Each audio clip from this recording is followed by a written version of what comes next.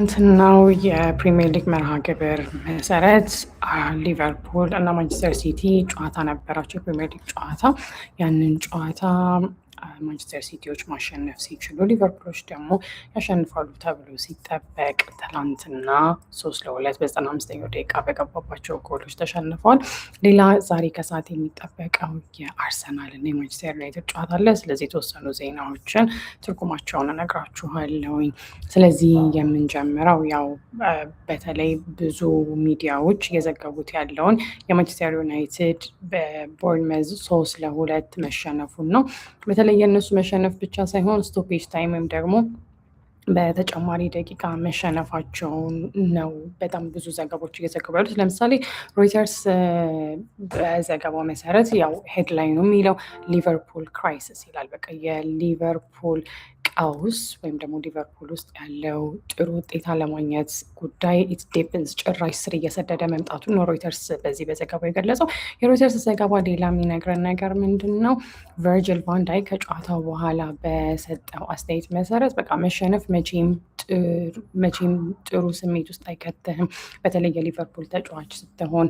እናም እኛ በዚህ የውድድር ዓመት ኮንሲስተንሲ ለማግኘት እየሞከርን ነው በማለት ነው የገለጸው። ስለዚህ ኮንሲስተንሲ ለማግኘት እየሞከርን ነው በሚልበት ጊዜ ቨርጅል ቫን ዳይክ ለምሳሌ በቀደም ዕለት አይ ቲንክ ሐሙስ ዕለት ነው አይደለ ቻምፒየንስ ሊግ ሲጫወቱ ሊቨርፑሎች 3-0 ማርሴይን አሸንፈው ነበረ።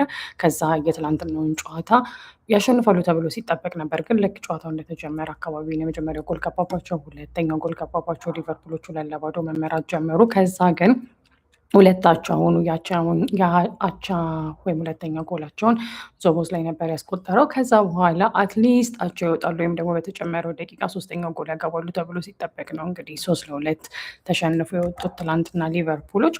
እና አምበሉ ወይም ደግሞ ካፕቴኑ ቨርጅል ቫን ዳይክ በዛ ዲስአፖይንትድ መሆኑን የማዘኑን የገለጸው። እናም ቨርጅል ቫን ዳይክ ከዛ ቀጥሎ ምንድን ነው ያለው? ስለ አብሮነታችን ምንም አይነት ጥያቄ የለውም፣ ነገር ግን በአሁን ሰዓት ላይ እንደ ቡድን የምንፈልገው ዘላቂ የሆነ ውጤት ማምጣት ነው። ስለዚህ ስቲል ኮንሲስተንሲ ላይ መስራት እንዳለባቸው ነው ቨርጅል ቫን ዳይክ እንደ ካፕቴን ወይም ደግሞ እንዳንበሉ ነው እያወራ ያለው። እናም አሁን ማግኘት ያለብን ነገር እሱ ነው፣ ኮንሲስተንሲ፣ ዘላቂነት ያለው ውጤት። እናም እውነታው ነው በማለት ነው የተናገረው ቨርጅል ቫን ዳይክ። ቨርጅል ቫን ዳይክ ሲቀጥል ምንድን ነው ያለው? ያው ባለፈው ሐሙስ ዕለት ማርሴይን 3-0 ካሸነፉ በኋላ በፐርፎርማንሳችን ወይም በብቃታችን ብዙ ስንሞገስ ነበረ።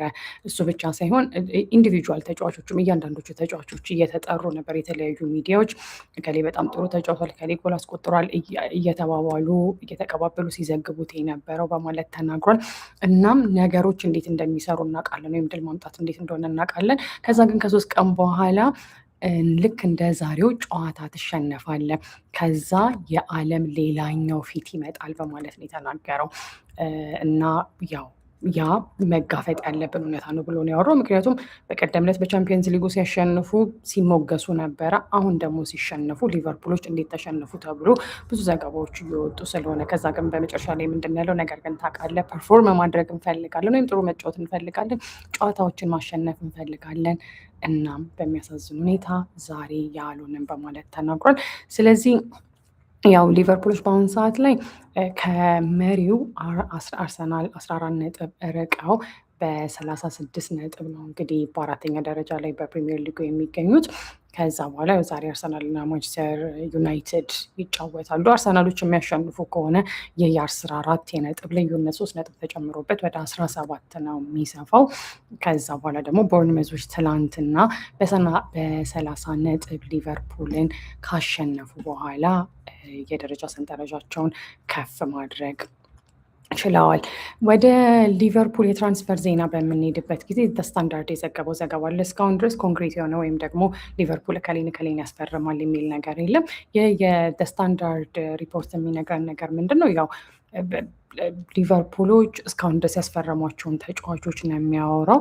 ከዛ በተጨማሪ ግን ምንድነው እዚህ ጋር የሚገልጽልን ኤርነስት ሎት አንዲ ሮበርትሰን ሊቨርፑል ላይ እንዲቆይ በዚህ ባለንበት ወር ሊቨርፑል እንዲቆይ እንደሚፈልግ ነው የገለጸው። ምክንያቱም አንዲ ሮበርትሰን ወደ ቶትንሃም ሊያመራ ይችላል የሚሉ ዘገቦች ስላሉ በማለት ነው የገለጸው። ከዛ በኋላ ያው በትላንትናው ጨዋታ ሊቨርፑሎች 3-2 በቦርንመዝ ሲሸነፉ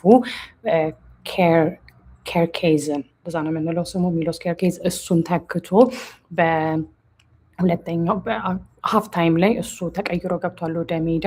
ስለዚህ እሱ አንዲ ሮበርትሰን አሁን 31 ዓመቱ ነው። በሊቨርፑል ከ2000 እንደ ፈረንጆቹ አቆጣጠር ከ2017 ጀምሮ በሊቨርፑል ቤት የቆየ ተጫዋች ነው።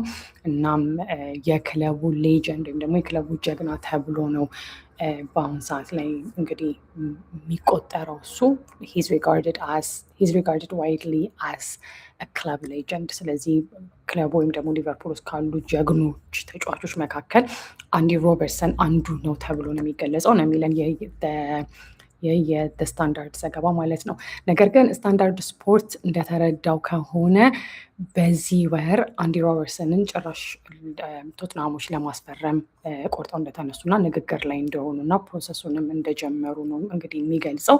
ስለዚህ ጭራሽ ያው አሁን ንግግር ላይ ናቸው። ኤርነስት ሎት ምንድን ያለው ከጨዋታው በኋላ ከትላንቱ ሽንፈት በኋላ ሁሉም ተጫዋቾቼ አሁን የሚያስፈልጉኝ ይመስለኛል በማለት ነው ያወራው። ሮቦ በሁለተኛው አጋማሽ ላይ መምጣት ነበረበት እንደኔ አመለካከት እና ከዛ በተጨማሪ ደግሞ ለሚሎ ወይም ደግሞ ስለ ኬርኬዝ ነው የሚያወራው።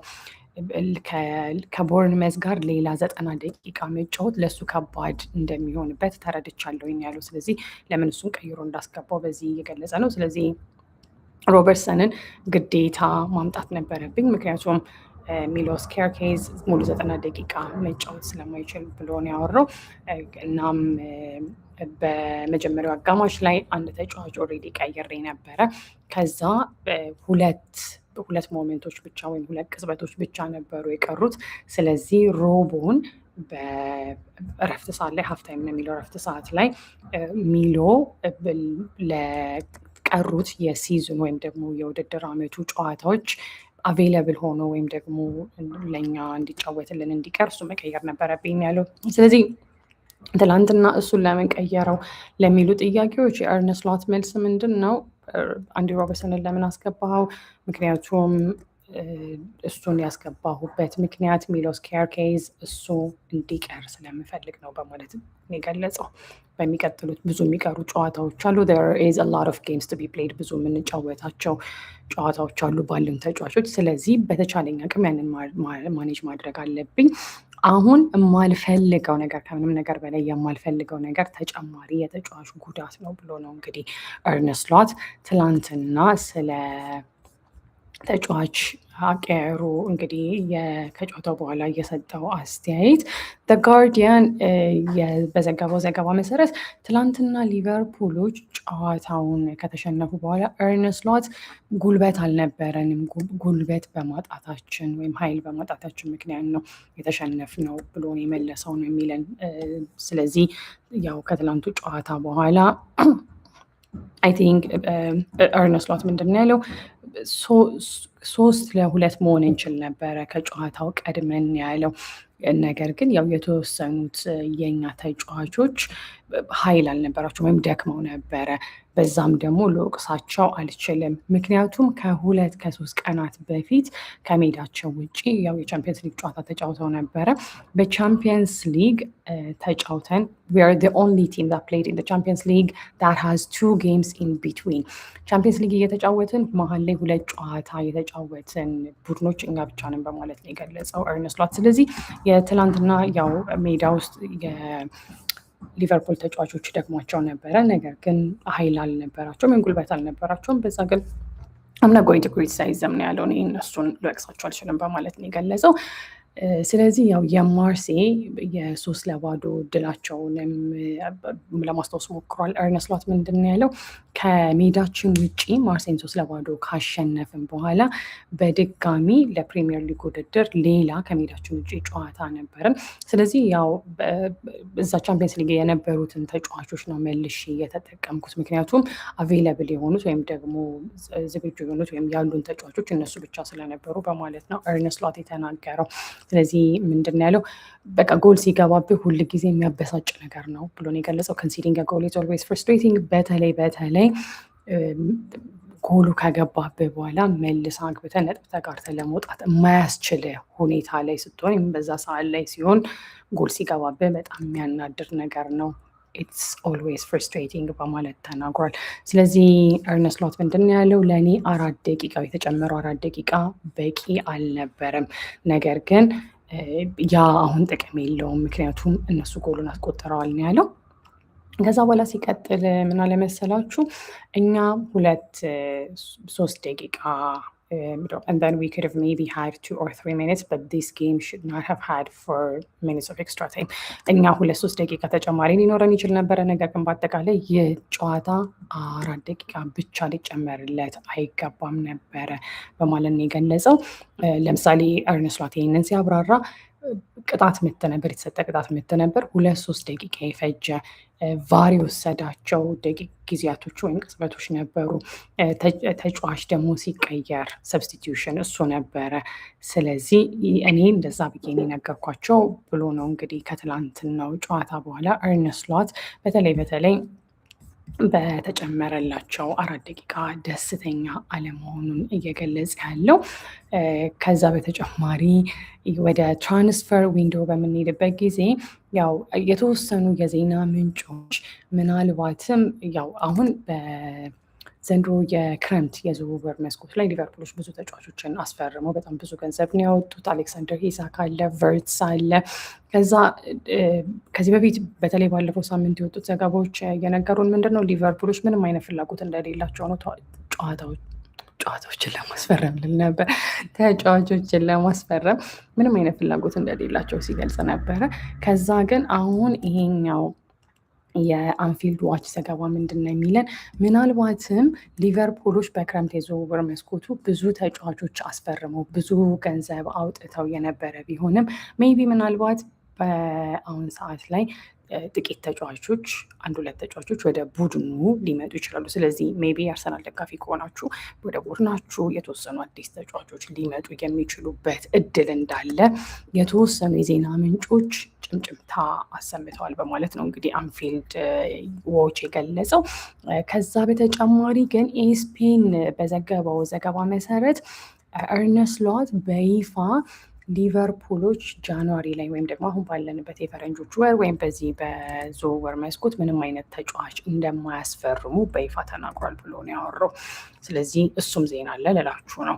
አሁን ወደ ፐርፎርማንስ ኮንሰርን ወይም ደግሞ ፐርፎርማንሳቸው ላይ ስላሉት ጭንቀት ስለሚያነሳባቸው ጉዳዮች በምንመጣበት ጊዜ ለምሳሌ ሮይተርስ ምን በማለት ነው እየገለጸ አሁን ቦርንመዞች ሊቨርፑሎች ቢያንስ ሰሞኑን በቅርቡ አልተሸነፉም ነበር። ቢያንስ አቻ ነው እየወጡ ያሉት ነጥብ እየጣሉ 2 አቻ 1 አቻ 0-0 ለምሳሌ ከአርሰናል ጋር። ስለዚህ ያለመሸነፍ ጉዟቸውን ነው አንደኛው የገታው። ስለዚህ በትላንትናው ጨዋታ 1 ተሸንፏል። ሁለተኛው ደግሞ ይሄ የሮይተርስ ዘገባ ያነሱ ሮይተርስ ብቻ ሳይሆን ኤስፔንም ሲዘግበው ነበረ። በተለይ ሊቨርፑሎች የገቡባቸው ወይም ደግሞ የተቆጠሩባቸው የመጨረሻ ደቂቃ ጎሎችን ኤክስትራ ታይም ጎልስ እነሱ ምን እንደነበሩም የተለያዩ ዘገባዎች እየወጡ ነው ያሉት። ስለዚህ ሊቨርፑሎች በተለይ እየመሩ ከነበረ ከዛ አቻ የወጡባቸውን የሰሞኑን ውጤቶችም ለማስታወስ ሞክረዋል። በተለይ እሱን ያደረጉት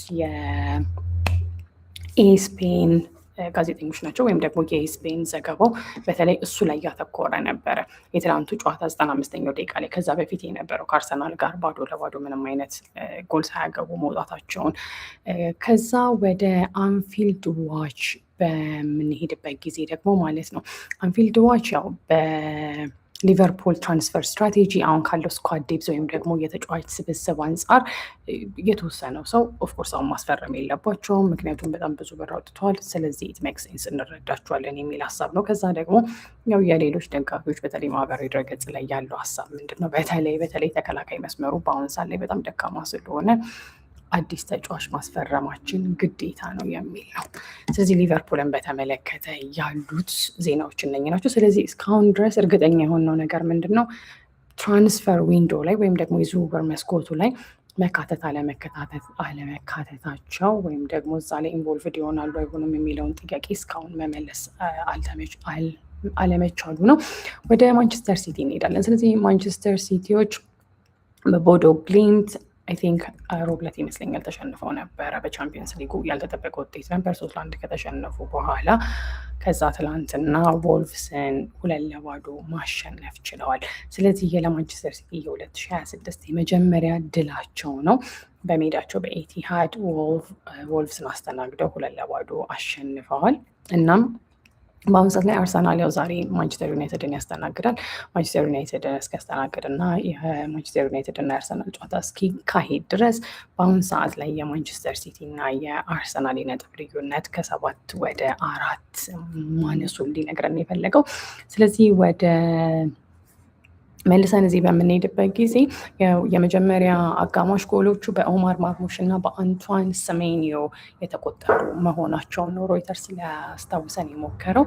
ከዛ በተጨማሪ ደግሞ ትላንትና ኦማር ማርሙሽ ጥሩ የሚባል ወይም ስትሮንግ ፐርፎርማንስ አሳይቷል የሚለው ጎል.ኮም።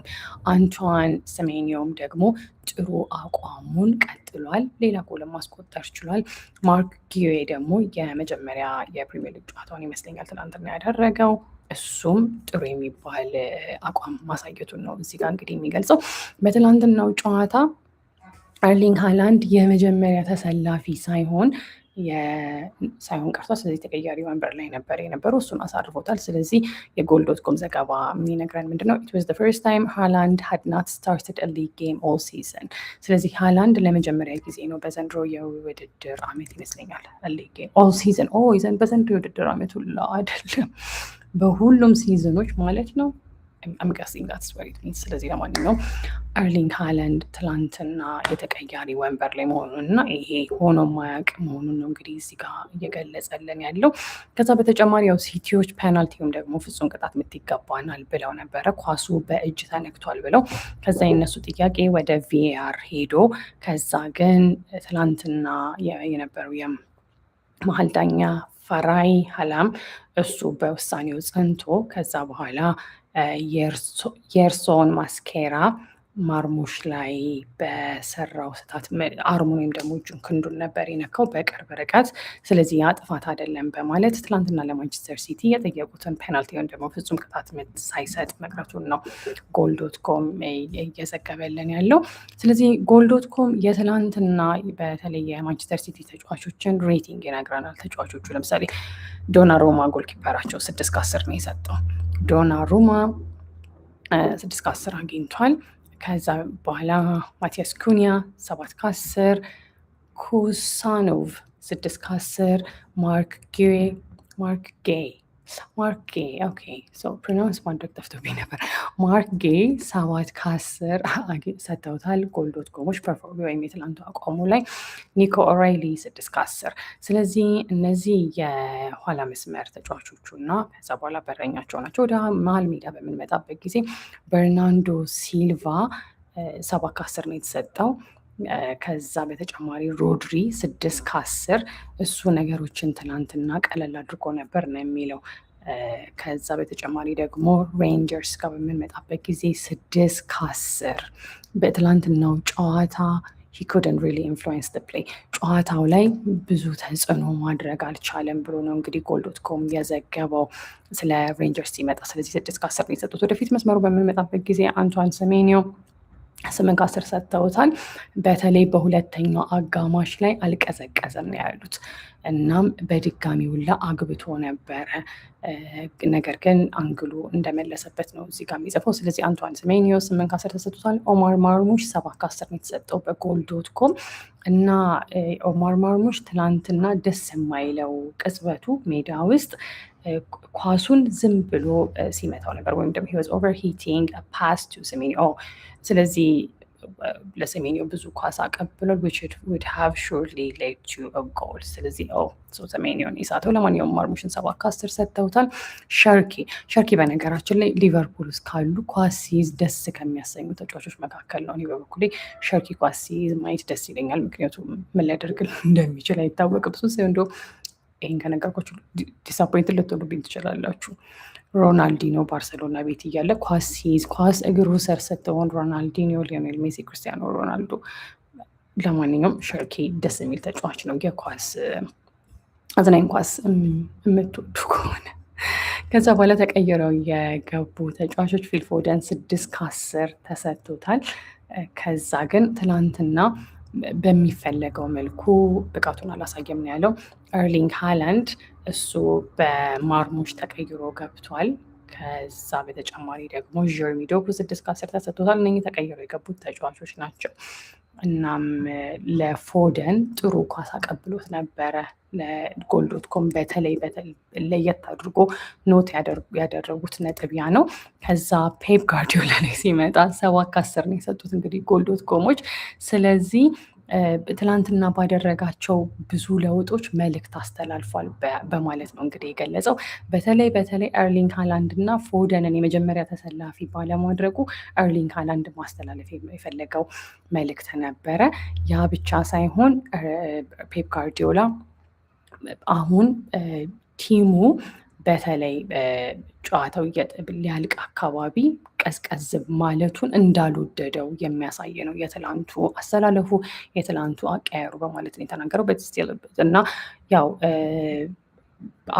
መጨረሻ ላይ ከቀየራቸው ሁለት ተጫዋቾች አንጻር የእነሱንም አንስቶ ትላንትና ትልቅ መሻሻል ቡድኑ እንዳሳየ ማንቸስተር ሲቲ እንዳሳየ ነው ጎል ዶት ኮም ሊያስታውሰን የሞከረው።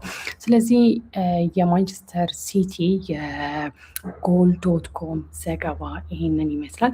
ወደ ሌላኛው በምንሄድበት ጊዜ ደግሞ ማለት ነው ማንቸስተር ሲቲ በራሳቸው ድረገጽ ምንድን ነው ያሉት? የትላንትናው የጨዋታ ቁጥጥር ወይም ደግሞ የጨዋታው የበላይ ነበረን፣ የኳስ ቁጥጥሩ በኛ የበላይነት ነበረ። እናም በተለይ አሁን ሮብ ዕለት ሐሙስ ዕለት በቻምፒየንስ ሊጉ ከተሸነፉ በኋላ ከባድ ሳምንት አሳልፈን ነበረ።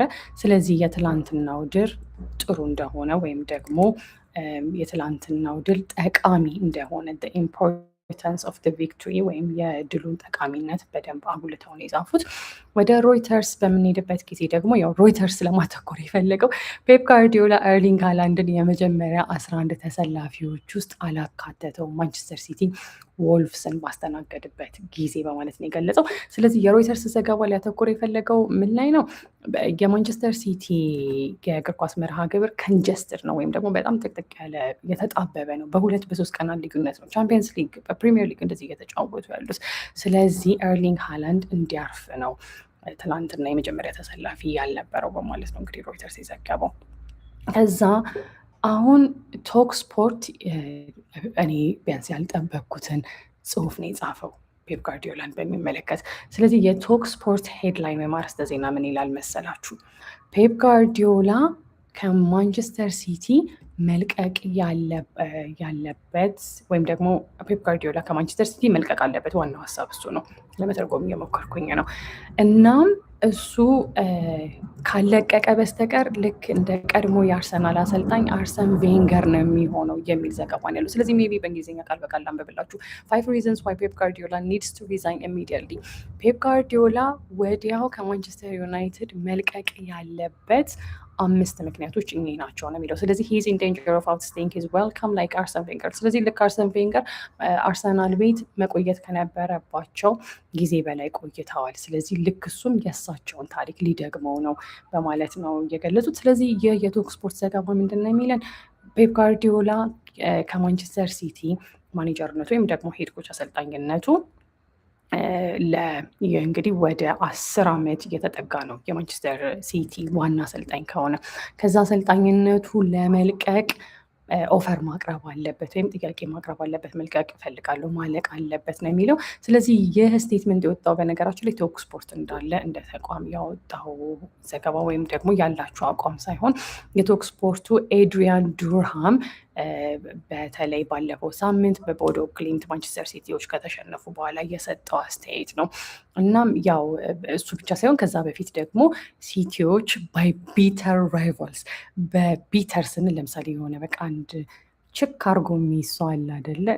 እናንተ የሆነ ነገር አርጋችሁት ከዛ በኋላ የማይረሳው ሰው ልክ እንደዛ የከተማ ተቀናቃኛቸው ቢተር የሆኑት ማንቸስተር ዩናይትዶች በደርቢው ከተሸነፉ ባለፈው ሳምንት ቅዳሜ ካሸነፏቸው በኋላ ነው ይህንን የተናገሩት ነው የሚለው። ስለዚህ በደርቢው ተሸነፉ። ከዛ ደግሞ በቻምፒየንስ ሊጉ ሳይታሰብ የኖርዌዩ ቦዶ ግሊምት 3-1 አሸነፏቸው ማለት ነው። ከማንቸስተር ደርቢ ሽንፈታቸው 3 ቀን በኋላ ከዛ ስለዚህ ምንድን ነው የሚለው ይሄኛው ዘገባ በቃ ልክ እንደነገርኳችሁ ፔፕ ጋርዲዮላ ከአሁን በኋላ የሚቆይ ከሆነ የአርሰን ቬንገርን ነገር ነው የሚደግመው። ከዛ ግን እሱ ሲያወራ ምን ብሎ ነው የጀመረው? ዱርሃም ሲያወራ ፔፕ ጋርዲዮላ በጣም ምርጥ ስራ ነው የሰራው ነው ያለው። ሂ ሃዝ ቢን ብሪሊየንት፣ ነገር ግን እስካሁን ጥሩ ስራ ሰርቷል አይደለ? ነገር ግን አሁን ጥሩ ስራ እየሰራ አይደለም። በት ሂዝ ናት ኤኒሞር ብሎ ነው እንግዲህ ቶክ ስፖርት እዚህ ጋር እየዘገበ ያለው። ጭራሽ የአርሰን ቬንገርን ጊዜ ያስታውሰኛል ነው ያለው። የአርሰን ቬንገር ጊዜ በተለይ ከቆይታቸው አንጻር አርሰናሎች በጣም ብዙ ዋንጫ በልተዋል። እንደዚህ የሚባልበት እንዳልነበረ በተለይ የአርሰናል ደጋፊዎች የሚያስታውሱት ነው። እናም ምንድነው ከዛ ግን እዚህ ጋር ሲያነሳ ምንድን ነው ያለው? ረዥሙ የአርሰን ቬንገር ቆይታ አርሰናል ላይ እሱ በጣም ጥሩ ይሰራ በነበረበት ጊዜ በጣም ጥሩ ነበረ። ነገር ግን ብሪሊየንት መሆኑ ወይም ደግሞ አሪፍ ስራ መስራቱን አቆመ። አሁን እንግዲህ የሚያወራው ስለ አርሰን ቬንገር የአርሰናል ቆይታ ነው። ስለዚህ ለአርሰን ቬንገር ሜጃው ጊዜ ደረሰ። ከዛ በኋላ ሜጃው ጊዜውን በጣም አራዘመው ነው ያለው። ፔፕ ጋርዲዮላም አሁን ለመልቀቅ እሱ ኦፈር ማቅረብ አለበት። እናም ምክንያቱ ይሄ ነው በማለት ነው የገለጸው። ስለዚህ ያው እንደ ዱርሃም ገለጻ ከሆነ በተለይ ቡድኑ ሲሰቃይ እና ደግሞ አሳፋሪ ውጤቶች የሚያጋጥሙት ከሆነ ትላልቅ ሽንፈቶችም የሚያጋጥሙት ከሆነ በዛን ሰዓት ላይ በቃ ሪዛይን ላድርግ ወይም ደግሞ ልልቀቅ ብሎ ጥያቄ ማቅረብ አለበት። ያ ምን ማለት ነው? ጥያቄ ሲያቀርብ ሬዚግኔሽኑ ወይም ደግሞ የእሱ የመልቀቅ ጥያቄ ተቀባይነት ማግኘት አለበት ማለት አይደለም ያለው። ወይም ደግሞ በእርግጠኛነት ይሄዳሉ ማለት አይደለም። ያ ፔፕ ጋርዲዮላ ልልቀቅ ብሎ ጥያቄ ማቅረቡ ምንድን ነው የሚያሳየው? እኔ ኃላፊነት ወስዳለሁኝ፣ እኔ ነኝ መወቀስ ያለብኝ። እናም እንደናንተ ወይኔ እንድደግፉኝ ወይም ደግሞ ከኔ እንድትገላገሉ እድሉን እሰጣችኋለሁ የሚል መልእክት ነው የሚያስተላልፈው በማለት ነው የገለጸው።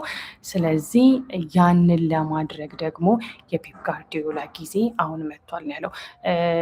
ስለዚህ ያው ባጭሩ ዱርሃም የማንቸስተር ሲቲው እንግዲህ ኦልሞስት ለ10 ዓመታት የቆየው ፔፕ ጋርዲዮላ ከማንቸስተር ሲቲ ልልቀቅ የሚል ጥያቄ እንዲያቀርብ ነው የገለጸው። እንደው እሺ ብለው ቢያባሩትስ?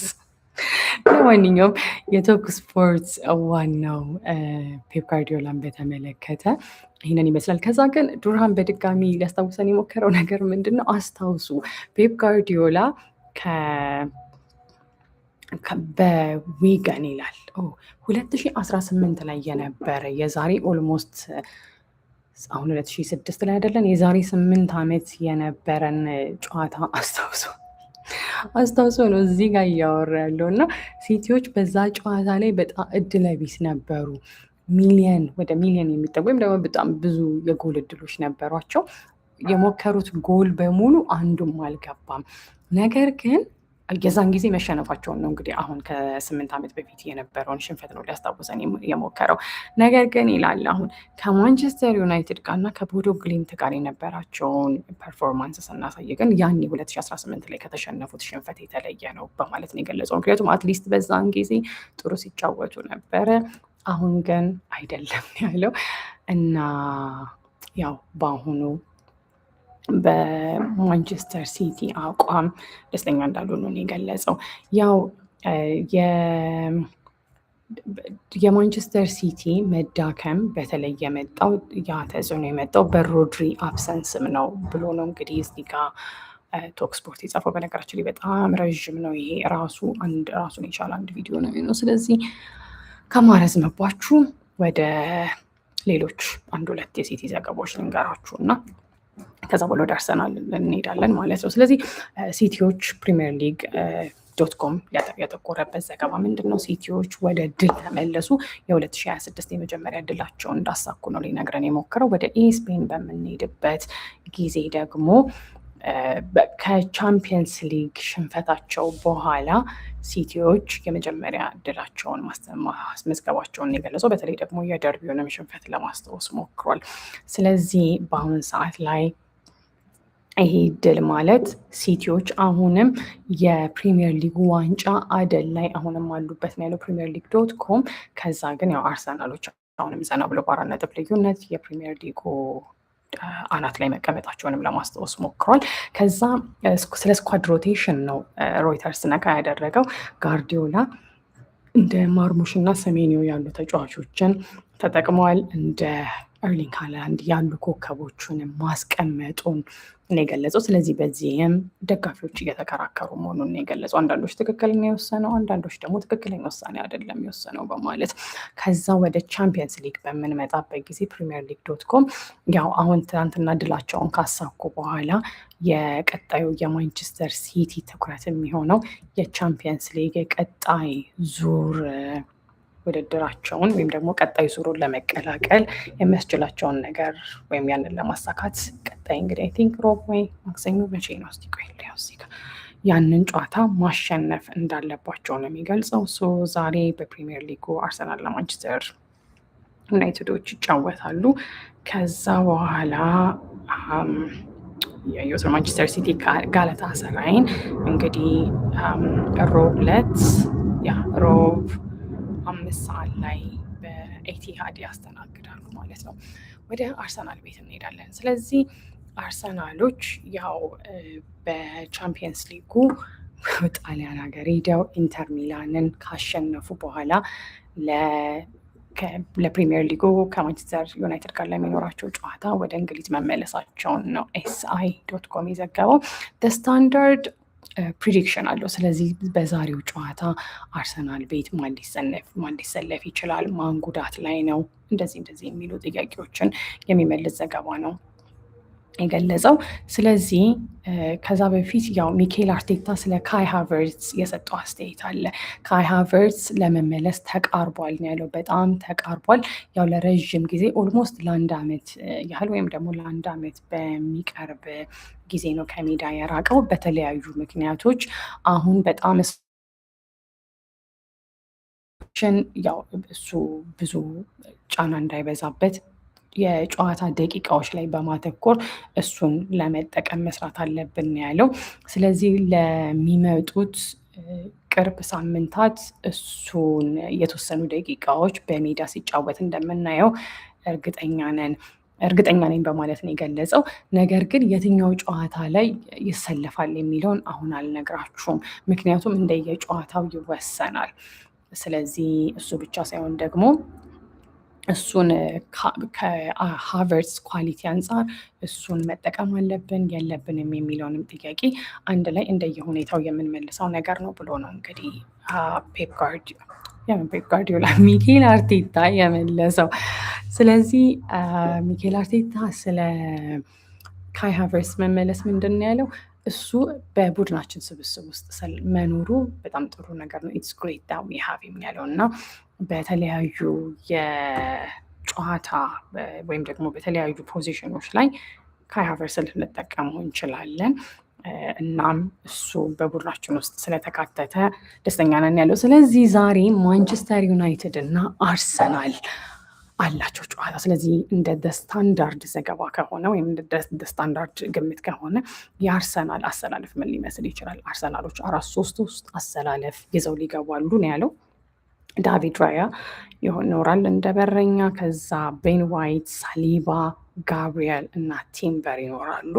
ከዛ ከነሱ ፊት ደግሞ ዙቤሜንዲ፣ ራይስ፣ ኤዴጋርድ፣ ከዛ የፊት መስመሩን ሳካ፣ ዮከሬሽ እና ማርቲኔሊ ይኖራሉ የሚል ግምት ነው ያለው። ዶመን ተጎድቷል።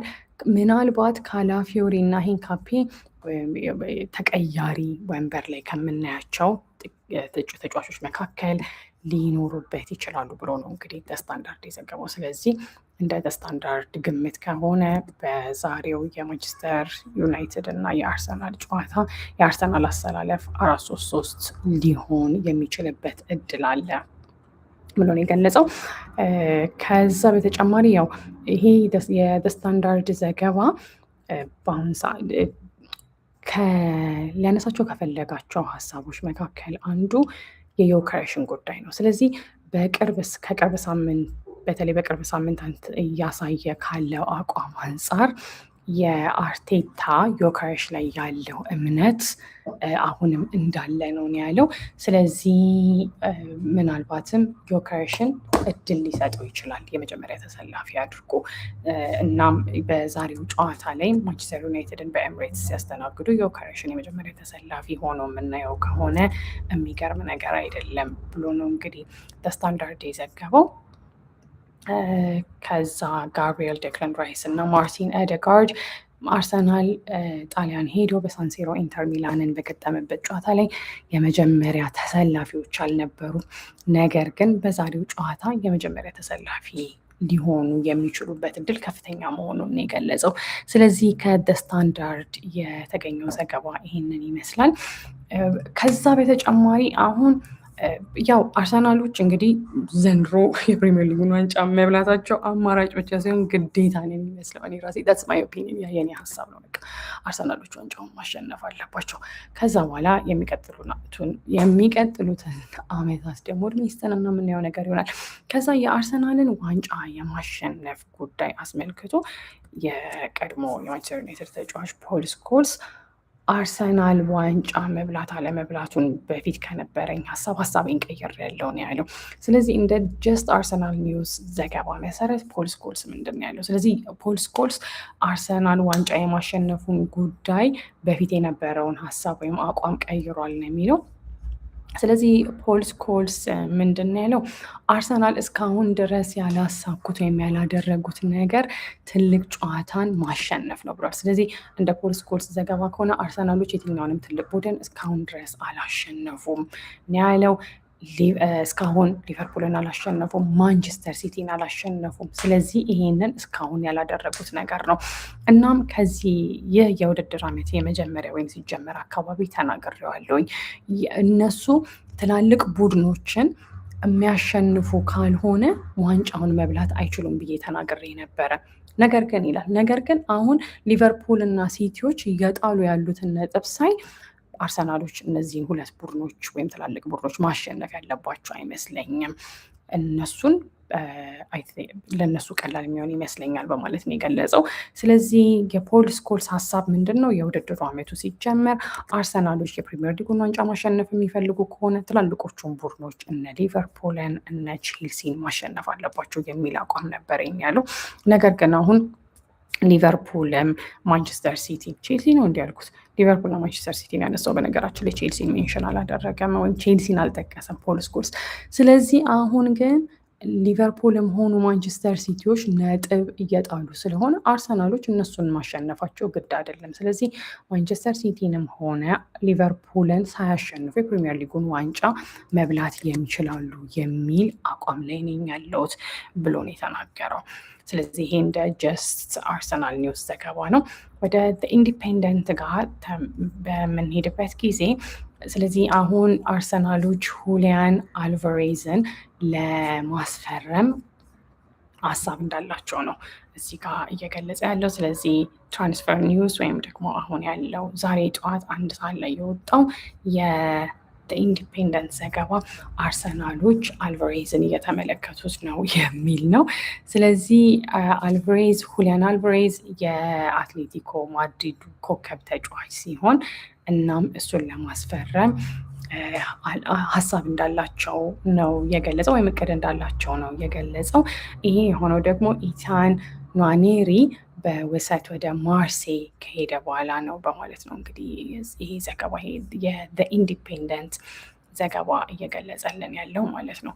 ስለዚህ ምናልባትም ከተሳካ አልቫሬዝ አርሰናል ቤት መጥቶ ማንቸስተር ብለው አርሰናል ቤት መጥቶ ልናየው እንችላለን ማለት ነው። በነገራችን ላይ አሁን ስለ አርሰናል ነው የሚወራው። ነገር ግን ዛሬ ጠዋት የወጡ የትራንስፈር ዜናዎች ምን መሰሏችሁ?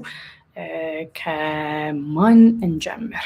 እሺ ቼልሲዎች ማለት ነው። ቼልሲዎች ለዳግላስ ቆይ እንደሱ ሳይሆን ይሄ የብራይተን የሚያወራው ወደ ቼልሲ እንሄዳለን። ስለዚህ ሰማያዊዎቹ አሁን የተከላካይ መስመራቸውን ለማጠንከር እየሞከሩ ነው በማለት ነው የገለጸው።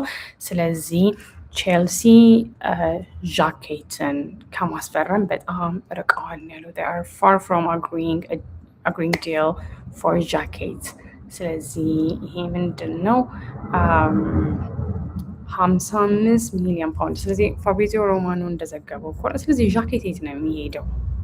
ሊቨርፑሎች ዣኬት ላይ ኢንትረስትድ ከሆኑ ወይም ደግሞ ፍላጎት ካላቸው ቡድኖች መካከል አንዱ ናቸው ነው እየገለጸ ያለው። ስለዚህ ፈረንሳያዊው ወጣት ተከላካይ በሊቨርፑልም በቼልሲም እንደተፈለገ ነው የኢንዲፔንደንት ዘገባ የሚገልጽልን። ስለዚህ ፍላጎት እንዳላቸው አውርቷል። ሌላ ተጨማሪ መረጃ እዚህ ጋ የለም። ቢያንስ ይሄኛው ከ4 ሰዓት በፊት በወጣው ዘገባ ማለት ነው። ከዛ በተጨማሪ ደግሞ ኮል ፓልመርን በተመለከተ ቼልሲን በተመለከተ ኮል ፓልመር አይነኬ ነው የሚለው። ምክንያቱም ወደ ማንቸስተር ዩናይትዶች ፍላጎት አላቸው የሚሉ የተወሰኑ ዜናዎች ነበሩ፣ ግን ኦፊሻል አልነበሩም። ከዛ ግን በቴሌግራፍ ምንድን ነው አወጣ የሚለው ቼልሲ ቤት ውስጥ የማይነኩ ተጫዋቾች ዝርዝር ውስጥ ኮል ፓልመር እንዳለበት ነው የሚገልጸው። ስለዚህ ቼልሲዎች ውስጥ የማይነኩ ተብሎ የተገለጹት ተጫዋቾች እንደ ሪስ ጄምስ እና ሞይሰስ ካይሴዶ ናቸው። ስለዚህ ከነሱ ጋር ደግሞ ኮል ፓልመር ማንቸስተር ዩናይትድም ሆነ ማንም ያው የማይነካ ተጫዋች ነው የሚል ዘገባ ነው እዚህ ጋር የሚገልጽልን። ስለዚህ ሊያም ሮሲኒየር ስለ ኮል ፓልመር ተጠይቆ ይሄንን መልሷል ነው የሚለን። ከኮል ፓልመር ጋር ብዙ ተነጋግረናል። እናም እሱ በቼልሲ ቤት በጣም ደስተኛ ነው።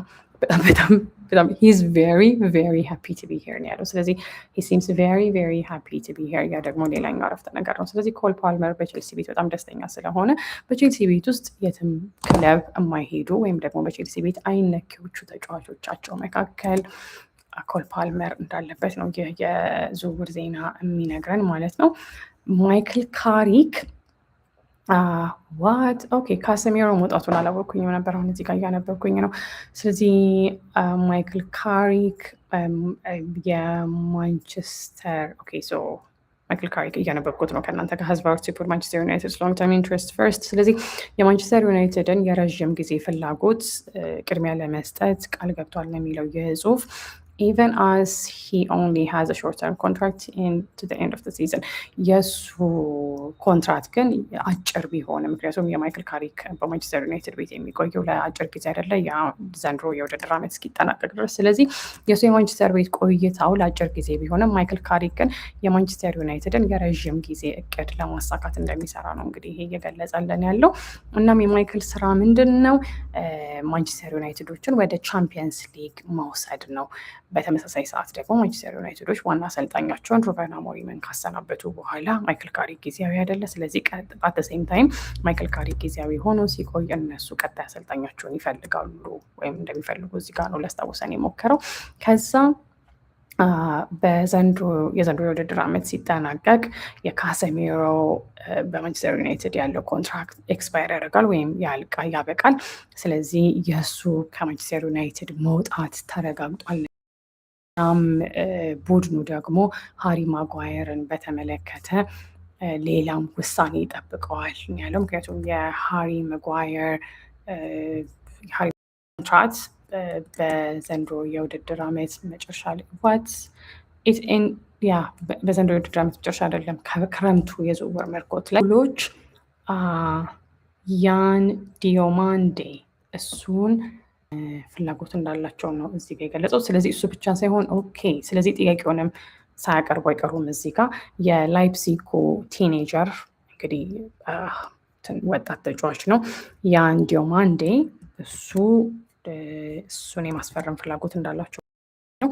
ስለዚህ የጀርመን የዜና ምንጭ ቢልድ እነሱ ያሉት ምንድነው ቀያዮቹ የ19 ዓመቱን ተጫዋች ወደ አንፊልድ ለማምጣት ፍላጎት አላቸው እና እዚህ ተጫዋች ላይ ፍላጎት ካሳዩ ቡድኖች መካከል ባየር ሚዩኒክ አሉበት። ነገር ግን ዲዮማንዴ ሊቨርፑልን እንደሚመርጥ ተናግሯል የሚል ዘገባ ነው የወጣው። ከዛ በተጨማሪ ያው የስፔን ዘገባ ከሆነ አርሰናሎች አልቫሬዝን የማስፈረም ፍላጎት እንዳላቸው ነው እየገለጸ ያለው። ስለዚህ ሪያል ማድሪድ የአትሌቲኮ ማድሪዱ የፊት መስመር ተጫዋች ሁሊያን አልቫሬዝን ለማስፈረም ያሉትን አማራጮች አርሰናሎች እያዩ ነው በማለት ነው የገለጸው። ስለዚህ ይህ የአልቫሬዝ ወደ አርሰናል ቤት መምጣት እስከ ክረምቱ የዝውውር መስኮት ድረስ ላይሆን ይችላል። አልቫሬዝ ወደ ሪያል ማድሪድ ከማንቸስተር ሲቲ በ82 ሚሊዮን ፓውንድ ነው በ2024 ወይም ደግሞ ኦልሞስት ከ2 ዓመት በፊት ወደ አትሌቲኮ ማድሪድ የሄደው። በ80 ጨዋታዎች ለአትሌቲኮ ማድሪድ 45 ጎሎችን አስቆጥሯል። ስለዚህ የስፔኑ ክለብ ተጨማሪ 100 ሚሊዮን ዩሮ ይህን ተጫዋች ለመሸጥ 100 ሚሊዮን ተጨማሪ ዩሮ ጠይቋል። ስለዚህ ከአርሰናል በተጨማሪ ሁሊያን አልቫሬዝን ባርሰሎና እና ቼልሲ ይሄ አርጀንቲናዊውን ተጫዋች ለማስፈረም ፍላጎት እንዳላቸው ነው ዘገባው የሚገልጸው። ከዛ በተጨማሪ አንደርሰን ከማንቸስተር ሲቲ ይልቅ ማንቸስተር ዩናይትድን እንደሚመርጥ ነው እንግዲህ እዚህ ጋር ደግሞ እየገለጸ ያለው። ስለዚህ በማንቸስተር ክለቦች መካከል ካለው ፍልሚያ አንጻር ኤሊዮት አንደርሰን ማንቸስተር ሲቲን ከማንቸስተር ዩናይትድ ይልቅ እንደሚመርጥ ወይም ፕሪፈር እንደሚያደርግ ነው የገለጸው በማለት ነው የገለጸው። ስለዚህ የኖቲንግሃም ፎረስቱ የመሀል ሜዳ ተጫዋች የማንቸስተር ዩናይትዶች ፍላጎት እንዳላቸው አሳይቷል ነው የሚለው የኢንዲፔንደንት ዘገባ። ነገር ግን በከተማቸው ተቀናቃኝ ምክንያት አሁንም ሌላ ተጫዋች ሊያጡ ይችላሉ። ምክንያቱም አይ እንደዘገበው ከሆነ የፔፕ ጋርዲዮላውን ቡድን በክረምቱ የዝውውር መስኮት ይቀላቀላል የሚል ስለሆነ ነው የሚገልጸው። ስለዚህ አንደርሰን ለፎረስት ቁልፍ ተጫዋች ሆኗል። ለፎረስት ብቻ ሳይሆን ለእንግሊዝ ብሔራዊ ቡድን ለማይክል ቱክልም ቁልፍ ተጫዋች መሆኑን ነው የኢንዲፔንደንት ዘገባ እየገለጸልን ያለው ማለት ነው። ስለዚህ እናንተን ሳይሆን ማንቸስተር ሲቲን ነው የምፈልገው ብሏል የሚል ዘገባ ነው እንግዲህ አሁን ያነበብ ነው። ስለዚህ የአርሰናል ቤት ዜና ላይ ነን ያለ ነው። ስለዚህ አርሰናሎች አሁንም የፕሪሚየር ሊጉ መሪ ናቸው። እናም አሁንም ማንቸስተር ሲቲን ይመራሉ። ጋፖ ትላንትና ማንቸስተር ሲቲዎች ካሸነፉ በኋላ ጋፖ ወይም በመሀላቸው ያለው የነጥብ ልዩነት ትንሽ ቀንሷል። ስለዚህ አርሰናሎች ዛሬ እሁድ ዕለት ማንቸስተር ዩናይትድን በኤምሬትስ አስተናግደው የሚያሸንፉ ከሆነ ያለውን የነጥብ ልዩነት ሊያጠፉት ይችላሉ በማለት ነው ቢኤን ስፖርት የዘገበው። ከዛ በተጨማሪ ሮይተርስ በተለይ ኢንተር ሚላን ሄደው 3-1 ማሸነፋቸውን ነው ሊያስታውሰን የሞከረው። እናም በአሁን ሰዓት ላይ አርሰናሎች በእንግሊዝ ብቻ ሳይሆን በአውሮፓ ከባድ ወይም ትልቅ ቡድን መሆናቸውን ያሳዩበት ነው የሚለው የሮይተርስ ዘገባ። ስለዚህ ሚኬል አርቴታ እሱ በአሁን ሰዓት ላይ እንደ ትሪቡና ዘገባ ከሆነ ለዋንጫ ያለውን ረሃብና አሁን ደግሞ ለቡድኑ ጠቃሚ የሆነው ነገር እዛ ላይ ያላቸው ኮንሰንትሬሽን ወይም ትኩረት መሆኑን ገልጿል የሚል ነው እየገለጸ ያለው ወይም ደግሞ እዚህ ጋር የትሪቡና ዘገባ የሚያሳየን። ስለዚህ እስቲ ቆይ ከፍተን እናንብቦ። እኔ ሄድላይኑን ብቻ ነው እያነበብኩላችሁ የነበረው። ስለዚህ ትሪቡና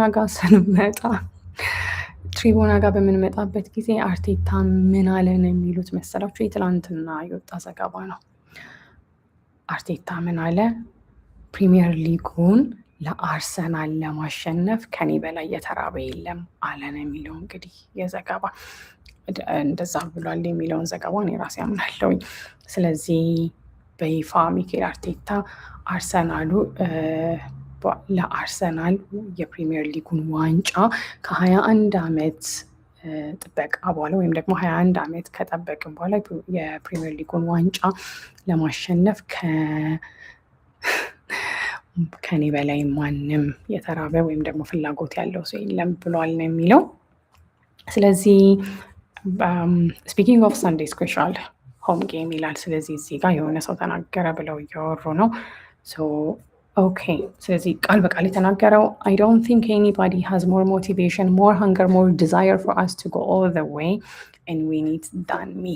ከኔ በላይ በቃ ባጭሩ አርሰናል ዋንጫ እንዲበላ ፍላጎት ያለው ሰው የለም በማለት ነው የተናገረው። ስለዚህ ስለሚኖራቸው አርቴታ ስለ ትኩረት ማስፈለግ ምን ብሎ ነው የገለጸው? ይህንን ዋንጫ የመብላት ህልም እውን ለማድረግ ብቸኛው ነገር ማተኮር እንደሆነ እናውቃለን ያለው። ስለዚህ ቢ ፕሬዘንት ኢን ደ ሞመንት፣ በቃ ሁኔታ እዛው ቦታው ላይ መገኘት ወይም ደግሞ ዩር ፕሬዘንት ኢን ደ ሞመንት፣ በሌላ ነገር ዲስትራክትድ አትሆኑም። ስለዚህ ዛሬው ጨዋታ ላይ ማተኮር ከዛ በኋላ እናም ዛሬ ያደረግነውን ነገር ደግሞ ነገ በተሻለ መልኩ ማድረግ ነው ከኛ የሚጠበቀው በማለት ነው የገለጸው። ስለዚህ በቁጥጥራችን ውስጥ ሊሆን የሚችለው ነገር ያ ነው። ሌላው ምንም አይነት ቫልዩ ወይም ደግሞ ምንም አይነት እሴት ለኛ አይጨምርልንም። እናም ትኩረታችንን ወደ ሌላ ቦታ ይወስድብናል ብሎ ነው የገለጸው። ስለዚህ ያው ሚኬል አርቴታ ህልሙ እንዲሳካለት እንመኛለን። ከዛ በተጨማሪ ደግሞ የፉትቦል ትራንስፈር ዘገባ ደግሞ የሚነግረን ምንድን ነው? አርሰናሎች ለጋብሪኤል ጀሱስ በተለይ ወደ አቋሙ ተመልሶ ጎሎችን በአውሮፓ ቻምፒየንስ ሊግ ጨዋታዎች አይ ቲንክ ካራቦ ካፕም ላይ ሳይቀር ካራቦ ካፕ እና ኤፍ ኤ ካፕ አስቆጥሯል አይደል ጎል። ስለዚህ ከነዛ ጎሎቹ በኋላ የእሱን የኮንትራክት ኤክስቴንሽን ወይም ደግሞ ውሉን የማራዘም ፍላጎት እንዳላቸው ነው እዚህ ጋር ዘገባው የሚነግረን ማለት ነው። ስለዚህ የዛሬው ትኩረት የሚሆነው አርሰናል ከማንቸስተር ዩናይትድ በፕሪሚየር ሊጉ የሚጫወቱት ነው። እናም አርሰናሎች እንግዲህ በተለይ አይ ቲንክ በካራቦ ካፕ ነው ቼልሲንም በሚደንቅ ሁኔታ ማሸነፋቸው መረሳት የሌለበት ነው የሚለን የሮይተርስ ዘገባ። ስለዚህ ወደ ዛሬው ጨዋታ በምንሄድበት ጊዜ አርሰናሎች ማንቸስተር ዩናይትድን በዛሬው ትልቁ ጨዋታ ያስተናግዳሉ። ያው በሜዳቸው የመጫወት አድቫንቴጅ አላቸው። አርሰናሎች ሙሉ ጠንካራ የሆነውን የመጀመሪያ ተሰላፊ 11 ተጫዋቻቸውን ሊጠቀሙ ይችላሉ። አንዳንድ እንደ ካላፊዮሪ የመሳሰሉ ደግሞ በጉዳት ከሜዳ የራቁም ተጫዋቾቻቸው ወደ ሜዳ ሊመለሱ ስለሚችሉ ለአርሰናል ጥሩ ዜና ነው በማለት ነው የገለጸው። ወደ ማንቸስተር ዩናይትድ ቤት በምንሄድበት ጊዜ ማይክል ካሪክ በተለይ በጉዳት ሳይሆን አብሰንቲስ የተወሰኑ የማይኖሩ ተጫዋቾች አሉ። ስለዚህ በዛም መሰረት የተከላካይ መስመሩን እርግጠኛ ሆኖ ለመወሰን ትንሽ ያስቸግረዋል በማለት ነው የገለጸው። ስለዚህ ማይክል ካሪክ ከዚህ ጨዋታ በፊት እንዴት አይነት ተጠይቆ ነበረ ስለ ዛሬው ጨዋታ አርብ ዕለት ማለት ነው ከትላንት ወዲያ። ስለዚህ ምንድን ነው ያለው? አንዳንድ ጨዋታዎች የተለየ ወይም ለየት ያለ የጨዋወት ስልት ይፈልጋሉ ያለው። ሰርቴን ጌምስ ዊል ሃቭ ዲፍረንት ስታይልስ፣ አንዳንድ ጨዋታዎች የተለየ ስታይል ይኖራቸዋል ብሎ ነው ያወራው። ስለዚህ ማይክል ካሪክ ስኳድ ወይም የቡድን ስብስቡ በአሁን ሰዓት ላይ ጥሩ ሁኔታ ላይ እንደሚገኙ ነው የገለጸው።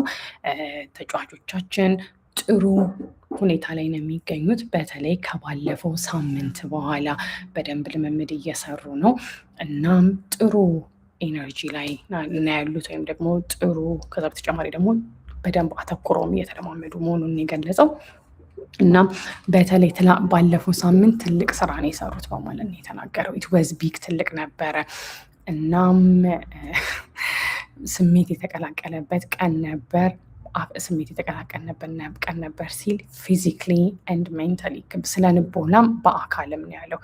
እናም ያ በተለይ ስነ ንቦናቸውንም ወይም ደግሞ የስነ ንቦና ጥንካሬያቸውንም በደንብ ያጠነከረ ወይም ያጎለበተ መሆኑን ኤንድ ቢግ ሊፍት በማለት ነው የጨመረው። ከሌቭል አንጻር ወይም ከደረጃ አንጻር በሚያወራበት ጊዜ ለተጫዋቾቹ በጣም ትልቅ ነገር ነው የሰሩት ብሏል። እና ለማረፍ 1-2 ቀን ነበራቸው። ከዛ ግን በጣም ጠንክረው ልምምድ እየሰሩ ነው ለአለፉት 2 ቀናት በማለት ነው የገለጹት። ስለዚህ ይህንን አርብ ነው የተናገረው። እናም ለጨዋታው ፍሬሽ ሆነው ነው የሚደርሱት ነው ያለው። ስለዚህ ለዚህ ትልቅ ፈተና ወይም ደግሞ ለዚህ ቻሌንጅ we're looking forward to it ነው ያለው። ስለዚህ ይህን ቻሌንጅ ለመጋፈጥ ጓግተናል የሚል ትርጉም ሊኖረው ይችላል። እናም one of us we're going down to face head on።